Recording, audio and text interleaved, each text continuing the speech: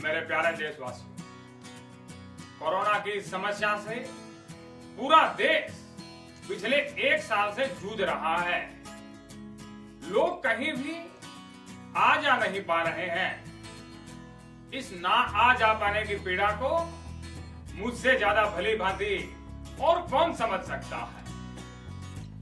मैं पिछले 1 साल से कहीं भी नहीं जा पा रहा हूं और इसलिए आपके लिए यह समस्या बढ़ करके 1 से 2 हो जाती है। लेकिन आपको घबराना नहीं है। खास करके इस कोरोना की समस्या से बिल्कुल भी नहीं घबराना है। दूसरी समस्या बाद में देख लेंगे।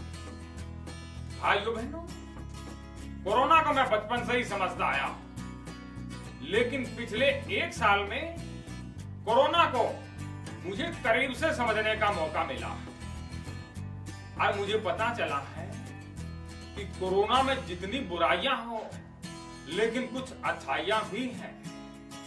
अगर आप बेवजह कहीं घूमने के लिए निकले हुए हैं तो कोरोना आपको नुकसान पहुंचा देगा। लेकिन अगर आप चुनावी रैली के लिए निकल रहे हैं, चुनावी कारणों से निकल रहे हैं, तो कोरोना आपको कुछ भी नहीं कहेगा। और जब ये बात मुझे पता चली तो मैं ज्यादा दूर तो नहीं गया, लेकिन पड़ोस के बांग्लादेश में भी होकर आ गया। अगर आपसे भी मेरी तरह घूमे बिना नहीं रहा जाता है तो आपके पास सिर्फ एकमात्र उपाय है कि आप चुनावी मंशा को लेकर के निकलिए। मन में चुनावी मंशा हो तो कोरोना आपको कुछ भी नहीं कहेगा, ये मेरा पूर्ण विश्वास है।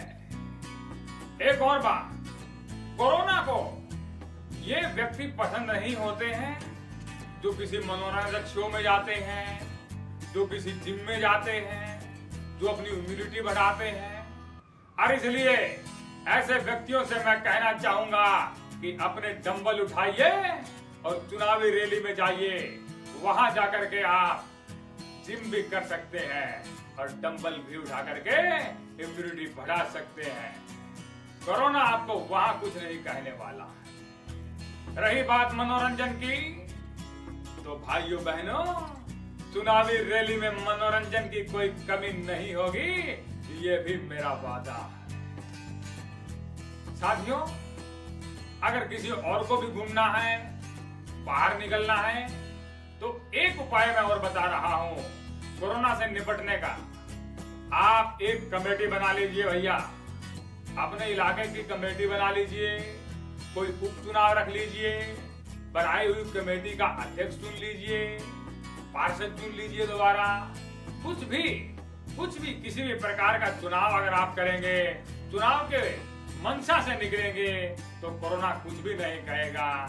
बेवजह अगर आप निकले, रात को निकले, तो कोरोना आपको छोड़ेगा नहीं। ये भी मुझसे कोरोना ने कहा था। बहुत बहुत धन्यवाद।